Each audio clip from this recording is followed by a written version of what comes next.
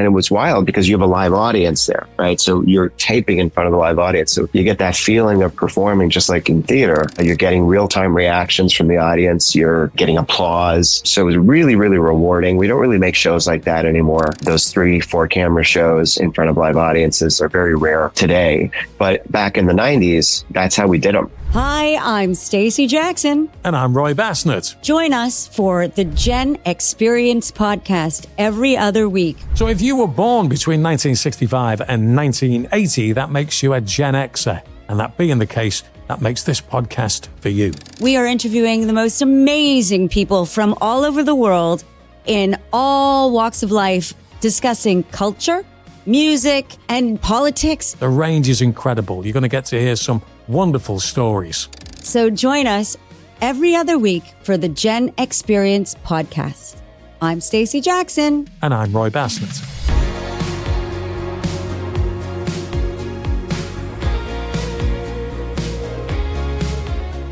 Welcome back to another podcast of the Gen-X-Perience. I'm having difficulty saying that, you know. Why? Because it's new? I don't know, it's a new word, I suppose you could say.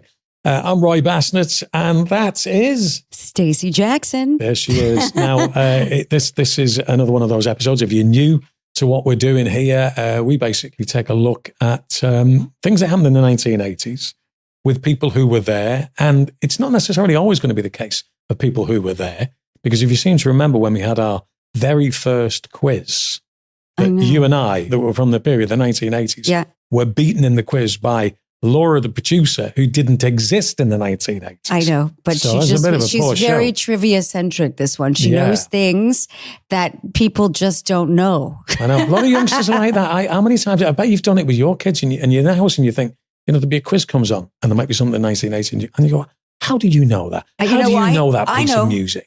Freaking TikTok.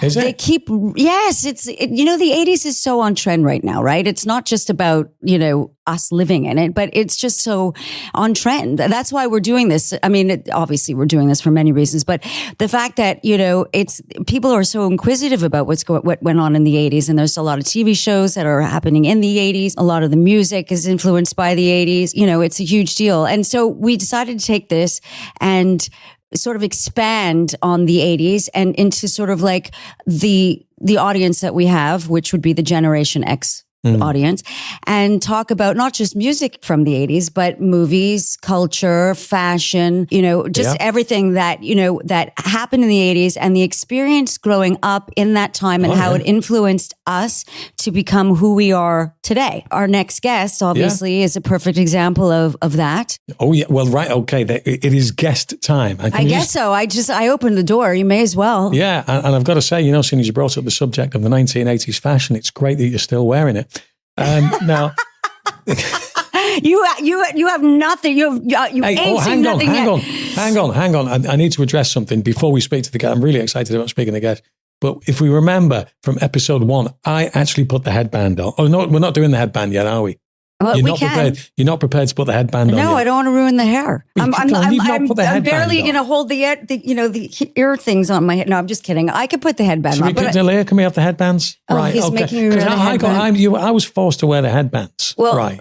And yes, you were. Yeah, but my headband back in the day, other than these are ones that you wear in the gym, you know, but I was really into like Def Leppard and, you know. Did they wear headbands? Yeah, Axl Rose. Right. You know, they wore the one that you like tied around your head, like bandana. This is more like what you get when you're like, you know, this is more like, let's get physical. Oh, look at this. Look at this. There you go. Yeah. That certainly looks better than when I did it. What do you think?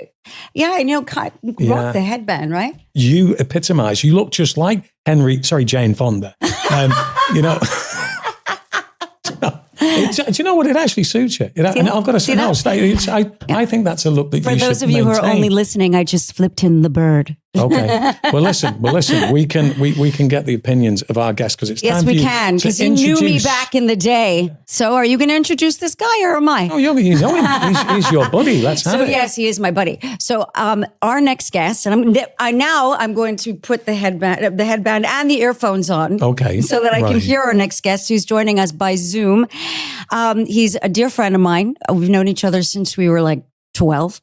Okay. We went to high school together. We were in the school play together. We went to prom together. He is absolutely wonderful, gorgeous inside and out, super talented actor and producer. I suspect one of his claims to fame, although he has many claims to fame now under his belt, but his first foray was late 80s, early 90s, was the sitcom. I don't know if you got it over here, but Full House. Full and House. He played a recurring character called Viper, the boyfriend of one of the lead characters for, I don't know, 2 seasons maybe.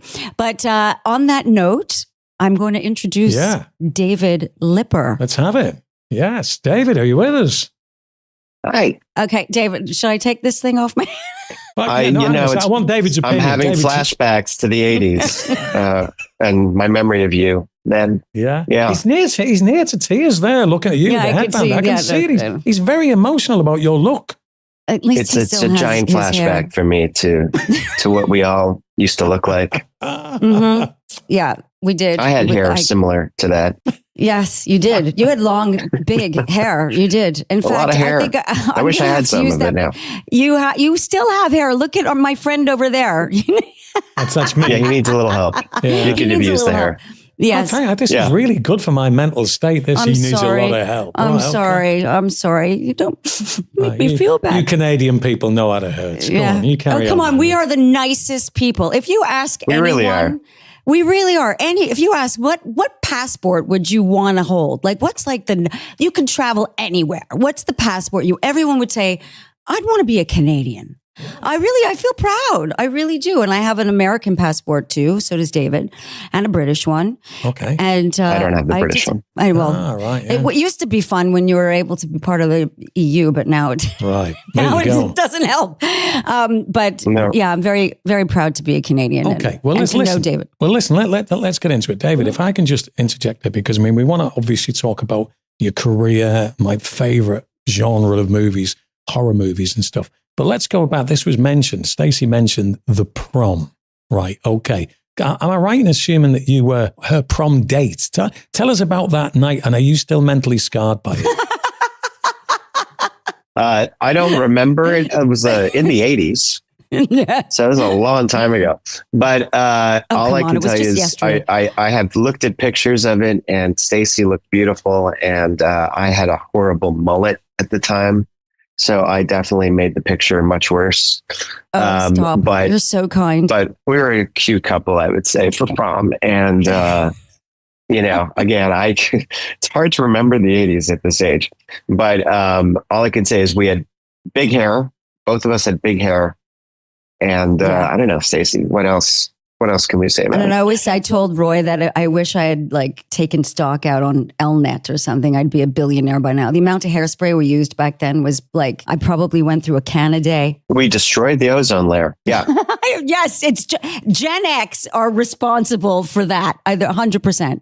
That's right. Can I ask, let the prom then? So, I mean, they've started doing it. Youngsters in this country actually do that. It wasn't the case when I was at school. I said, what's the protocol? Was it a case that you had to have a date to go to the prom? What happened school prom back in the day? I don't know that it's any different. I mean, it's generally you try and go with a date to the prom, and there's like a dance of sorts. And then it goes on and you end up at somebody's house. And then we ended up, I think, at the mountain at sunrise. Montreal's got a beautiful mountain park called Beaver Lake. I think we ended up there, and that's about as much as I can remember, to be quite honest. Okay. I feel as though that you made some impression on him there. Perhaps maybe. I remember he came to the house. We were with a group of friends in a big limo, and he brought me a corsage, like in a box, like really cute. And we went to the prom was at the Hotel Bonaventure, if I recall. I didn't even remember that. There you go. God, does that even still exist, the Bonaventure? I don't know. I don't know. It was too long ago. Well, listen. We can, you could reminisce all night here. But the big thing for me, David, if we may, is to talk about your career. Now, I've never seen an episode of Full House because I'm sure that there probably is a channel somewhere in this country that might show it. But tell us Netflix. about. Sorry, Netflix. You can see it. My daughter just watched it on Netflix. Okay. Yeah. Right. Well, tell us about that program. And in fact, before we get there, I'm jumping ahead of myself. Tell us a little bit about how post-prom you managed to get yourself involved in television and film. Obviously going back to high school, I was always doing theater. Like the show I did with Stacey, we did Pippin together. Actually, that I remember very well. Me too. But I ended up getting a degree in musical theater at Emerson College, and then I moved to LA right after. And it really was just, let's give it a shot and see what happens. I knew one guy from theater camp who was a casting director who got me an audition for a sitcom called Step by Step, which was a Warner Brothers ABC sitcom. It was actually a company called Lorimar, which became part of Warner Brothers. That's what happened. They all of a sudden they went crazy. They're like, "Who's this kid?" And I got on a list, and they said, we're going to put you up for all our shows. And Step by Step didn't happen. It was I came down to the wire. It came down to me and Sasha Mitchell for this part. But what that did was I had to do a contract for the show. When it comes down to two people, you both sign contracts, and then they make a choice, and the deal's already done. So it was very close. But because of that, it opened the store. And so Les Moonves, who was the president of Warner Brothers at the time, he gave me my own show right after that. It was called Reality Check, which is actually out on YouTube. The pilot episode starred me, and then Giovanni Ribisi, this little actress known as Hilary Swank. May have won 2 Oscars. Wow. And then my little sister was played by Kaylee Coco. And the writers and producers had another pilot going at the same time, this little show that didn't go anywhere called Friends. And wow. Yeah, it's just weird how you could have been on that show, but they put you on your own show. And anyway, so a lot of people became really, really famous who were involved in this pilot with me. And for me, it was just a weird progression that what they ended up doing with me is they put me on Full House. And so when that show didn't work out, they developed another show for me that didn't go. But basically they said, we're going to put you on our hit show, Full House. I said, okay. Unfortunately, that was season 8, which became the last season. In our deal, I was supposed to be the ongoing boyfriend that would have carried through to the next season. And there was this final episode of DJ's Choice where I had broken up with her, and then I wanted her back, and I wrote a song for her. And this guy, Nelson, who had a lot of money, tried to get back in there and date her again. And so then I decided I wanted her back, and we fought over her. And this was the episode known as DJ's Choice. And so the big reveal at the end of the episode was supposed to be who she was going to end up with. To me, they were saying it would have been me. But what happened was the show got canceled. And so she picked nobody. Sorry for the spoiler alert. But that's what happened in season 8. And so that was the end of the show. Although imagine my surprise when I got a phone call 20 years later from John Stamos saying, "Hey, the show's back." I'm like, "Huh? Really? And do you want to do another episode?" I was like, "Yeah." And so I did a couple of episodes of the Fuller House. And it's weird. I got to be on 2 series finales. I came to 2 series rap parties for the same show. Anyway, it's wild. That almost never happens, but it happened on this show, and it was a lot of fun. It was a big, giant flashback for me to come back to the show. The same door to the same house and the same studio. So cool. Stage at Warner Brothers. You played this sort of bad boy musician guy, right? Viper. Yeah. I remember back in high school, you were a musical theater. You were an incredible voice. You played guitar. You were really, and we were in bands, not together, but different bands. And so did you take any of the musical side through at all? Like, did any of the influences from the 80s at all influence you moving forward from a musical, perspective? Well, that was the beauty of Full House, which was I got to do music on the show. I was in the band on the show. My character was in the band with John Stamos. And I actually have made more money on the music royalties on the songs that I wrote on the show than on the acting royalties. It's funny. I played Paul Anka in a movie called The Annette Funicello Story. I found out, in researching him, he made more money on the Tonight Show theme than all his hit songs put together. Yeah. So, back in the day when network television was really 3-4 channels, still networks are 3-4 channels, but there weren't all these cable channels. And now, TV's in a whole world of pain. That's a whole other conversation. But in those early days, you had a lot of eyeballs on a show, especially a hit show on a network. So the residuals were enormous, and the music residuals really big as well. So anyway, yeah. So I got to do music on Full House, and it was wild because you have a live audience there, right? So you're taping in front of the live audience. So you get that feeling of performing just like in theater. What we would do is we would rehearse all week, and then on Fridays we would tape in front of a live audience, and we'd run the show twice. You're basically doing theater. You're getting real-time reactions from the audience. You're getting applause. So it was really, really rewarding. We don't really make shows like that anymore. Those 3-4 camera shows in front of live audiences are very rare today. Yeah. But back in the 90s, that's how we did them. So I had a lot of fun on Full House. David, I'm going to ask you, because there are so many questions that we could put to you. There's a lot of gaps that we're going to leave in our conversation about your career. But the big thing about you now is you are almost becoming synonymous with the horror genre. Was that something that was always on the back burner in your mind, or was it something that just materialized? Just to interject, today specifically, so like the time of recording. Of the time of recording this, it happens to be the 40th anniversary of Freddy Krueger. Oh, right. Not know that.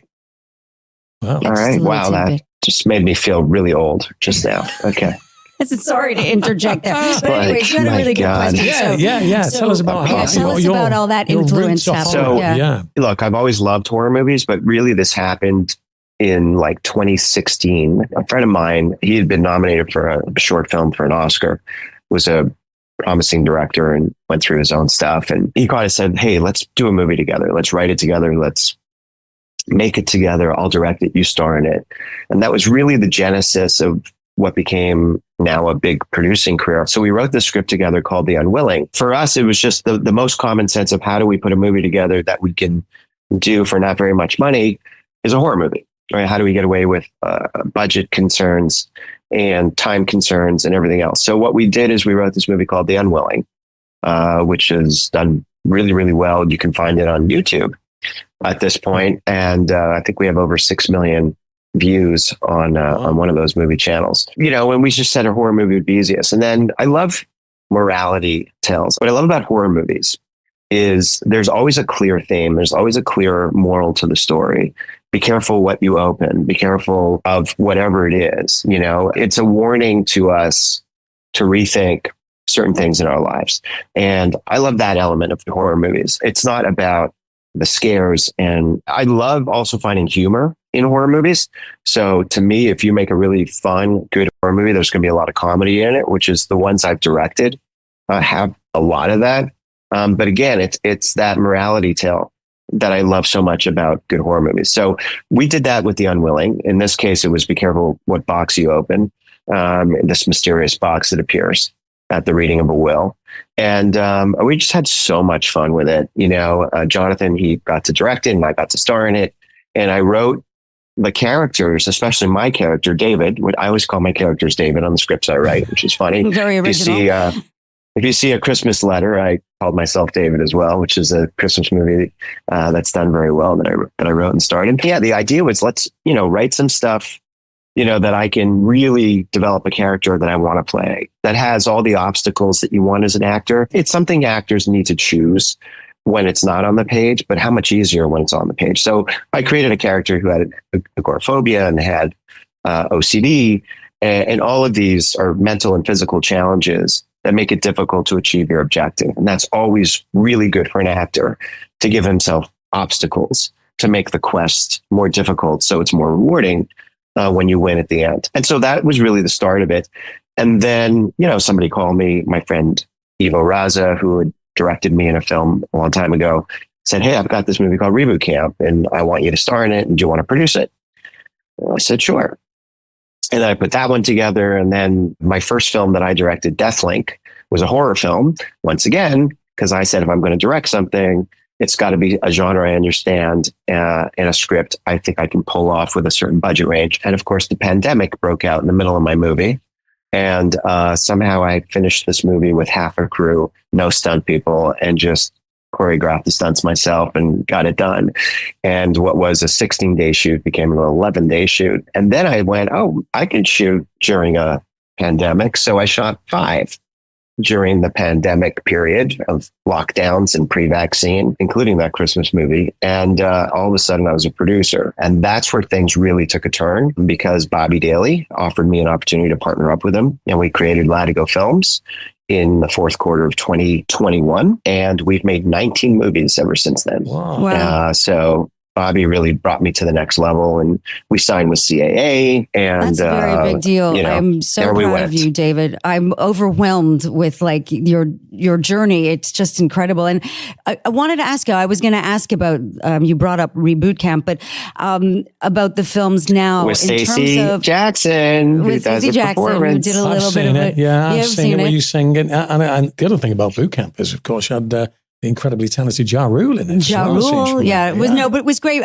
But in a lot of great names in keeping there. with the nostalgic question here, you play a French Canadian guru, right? Gordon Saint Pierre at your service. Exactly. And so, what is your secret to balancing your nostalgic roots with the films that you're producing and directing now? Like, what is there anything in specific, like you said, you like to call your characters David. Okay, great. But like, is there anything specifically, nostalgic? Like, I know with me, when I'm writing a song, I like to pull up on my influences from the 80s. That's the, sort of what inspires me. Is there something from your past or from your journey that you always like to take with you in your work? I mean, look, I grew up loving the John Landis movies, big fan of those things like Animal House and Blues Brothers and Coming to America with Eddie Murphy and Trading Places. And not to forget Michael Jackson's Thriller. He made that a scene. Thriller, yes, they did the Thriller video. That's right. Mm-hmm. So, and George Folsey, funny enough, ended up becoming my editor and edited the films I directed. I've always had that influence of comedy with action and some violence and you can't quite make movies like that anymore, but those were the kinds of movies that influenced me. So when I made Murder at Hollow Creek, which was the third movie I directed, which came out in August, with Mickey Rourke and Jason Patric, Dan Miller, who's brilliant in it, Paul Ben Victor, that movie, it shows. So it started as simply an action thriller. And I said, it's an action thriller comedy. And the writer went, it's not a comedy. I'm like, it is now. And we just did all kinds of ad-lib hysterics. And we won 3 Best Comedy Awards at 3 different film festivals. So it just shows you that's where my influence comes in. And especially growing up as a sitcom guy, I can't quite take the comedy out. It's just too much fun and everything's too damn serious these days. Mm. So I just feel like, if we can poke fun at things a little, that's just my natural disposition. So that's kind of what I like to do. So yes, I've been heavily influenced by the 80s, as I'm sure you have, Stacey. And if I go back to film wise, like I said, John Landis was a very big influence for me. Right. Okay. Now, 80s, because at the end of the day, we get people's stories on this podcast, but we also like to kind of wax lyrical about the 80s. We also like to put our guests under pressure by asking them questions from the 1980s. So how's your mind working this evening? Do you think you can do a bit of memory recall from the decade? Luckily, it's not evening for him because he's 8 hours behind us. So he still has it. I'm the one that's faltering. You're having lunch. Oh, right. Okay. Okay. So Stacey is going to pull, I'll pull 2 cards out. Yeah.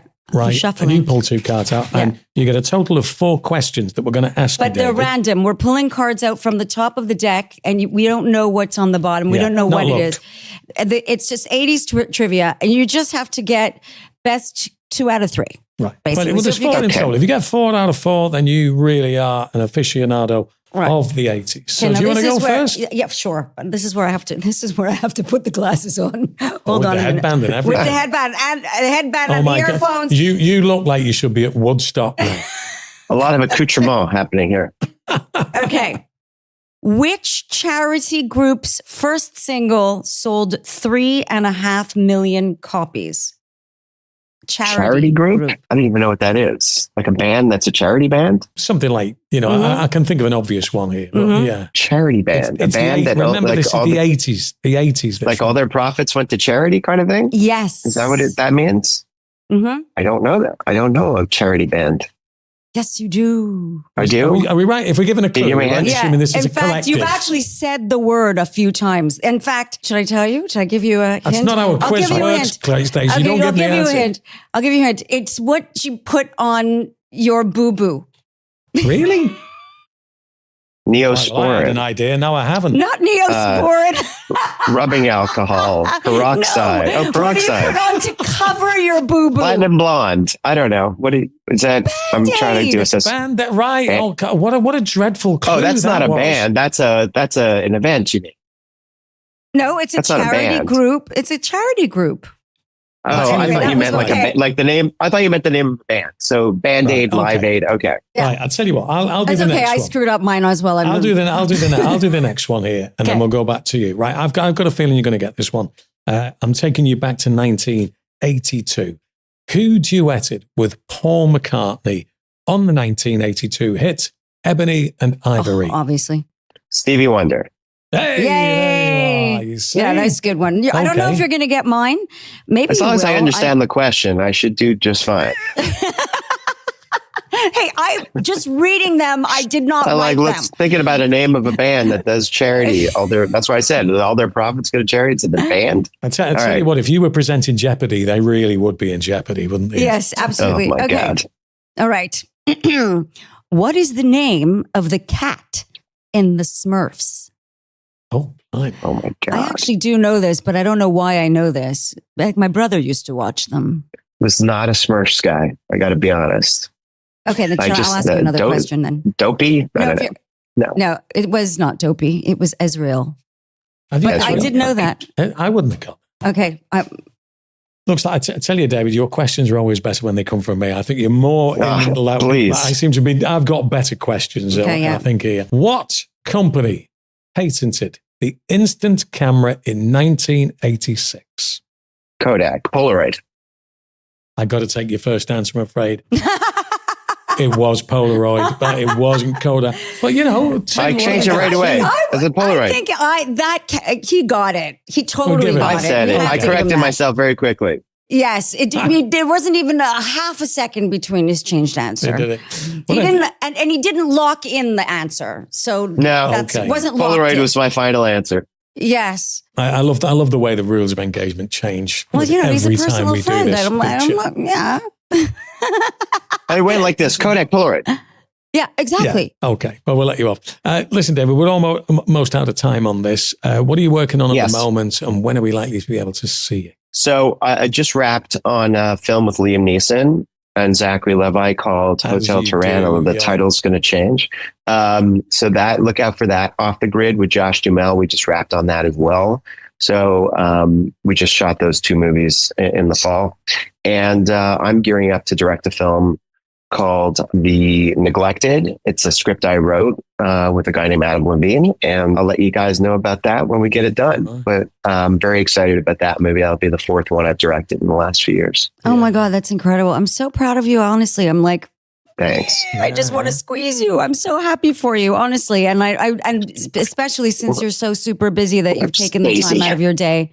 What? Oh, Oh, right. Yes, this is Doggy time. Daisy. doggy time. Hello. Yes, Daisy. Okay. So cute. All right. Oh, well, thank you so much for taking the time out of your very busy schedule. I really appreciate It's it. my pleasure. And Daisy's. And we love Daisy. I'm going to come and visit. I will be in LA Very soon. chilled out Definitely. looking canine. Yeah. David, real pleasure to speak to you. Thank you very much indeed You for as spending well. some time with us on the podcast. There we go. That's David Lipper. What a great guy. And, you know, great guy. we spoke to him a while back, I seem Yeah. to remember, and his career was going in the right direction. Yeah. It sounds like it's had a bit of a turbo boost since. I'm like so, you know, when you're like emotionally connected to someone, does not, I mean, like, I just feel so like a sisterly kind of like proud, you know, because he's just used his talent in the right place, you know, and you can see his journey from an actor, a musical theater actor, and then, then producing and directing. And he's in the space that he loves and he's passionate about. And that's, the main thing is to be happy I think is to be able to do what you love and be passionate about it. You love what you do. Yeah. I love what I do.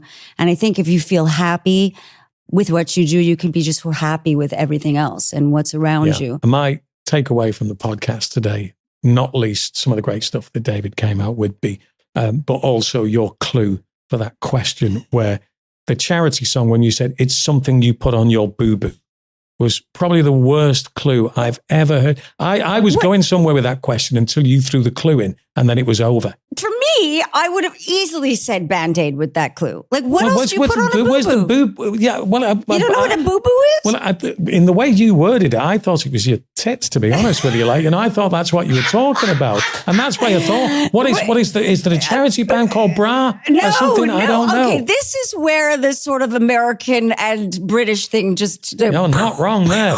No, here we put a Band-Aid on a cut. Right. Also so known as a boo-boo. Also known as a boo-boo. So when your little kid comes and says, Mommy, I have a boo-boo, you need to put a Band-Aid on it. Here, you call them plasters, which is super weird because there's no plaster in it. It's just a piece of sticker. Okay. So, we created the language, love. It's as simple as that. Don't be trying to change it round. We know what we're talking about. Okay, well, listen, thank you. David was brilliant. David was brilliant. It's great. Is the headband going to become a permanent feature? No, but now I'm gonna have an indent in my forehead from this. Can you see? Oh yeah, look, I have a line across my forehead. That's great. Yeah. Hopefully it hides the ones underneath it really well. Well, thank God tomorrow we're doing a radio show. Oh, you know what? Fuck off. Well, there you are. Don't mention words. If there's something on your mind, let me know what it is. Okay. You told me I have carte blanche. Tomorrow I'm going to bring a swear jar. A what? A swearing jar. A swearing jar? Yes. Yeah, well, it looks like you're going to be out of pocket now. Yeah, I have a feeling that's absolutely right. Brilliant. Well, listen, thank you very much indeed for watching the Gen-X-Perience. And we shall be back with another guest in the not too distant future. Please do like and subscribe, and we look forward to entertaining you, if that's what you could call it, next time. Thank you. Thanks very much for checking out the Gen-X-Perience Podcast. Please do like and subscribe. We look forward to your comments, and if you could give us a 5-star review, that would be really appreciated.